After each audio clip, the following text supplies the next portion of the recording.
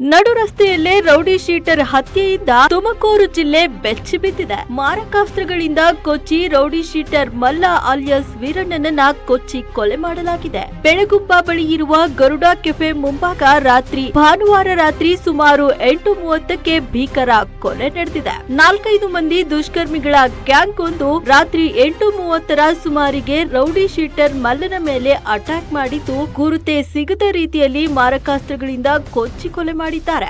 ಮೃತ rowdy sheeter ಮಲ್ಲ ಬೆಳಗುಂಬ ನಿವಾಸಿಯಾಗಿದ್ದ. ತುಮಕೂರು ಗ್ರಾಮಾಂತರ ಠಾಣಾ ರೌಡಿ ಶೀಟರ್ ಆಗಿದ್ದನು. ಆತನ ಮನೆ ಸಮೀಪವೇ ಅಟ್ಯಾಕ್ ಮಾಡಿ ಕೊಲೆಗೈದು ದುಷ್ಕರ್ಮಿಗಳು ಪರಾರಿಯಾಗಿದ್ದಾರೆ. ಘಟನಾ ಸ್ಥಳಕ್ಕೆ ತುಮಕೂರು ಗ್ರಾಮಾಂತರ ಪೊಲೀಸರು ಭೇಟಿ ನೀಡಿ ಪರಿಶೀಲನೆ ನಡೆಸಿದ್ದಾರೆ. 2008ರ ಗಡ್ಡರಾಜು ಕೊಲೆ ಪ್ರಕರಣದಲ್ಲಿ ಮಲ್ಲ ಆರೋಪಿಯಾಗಿದ್ದ.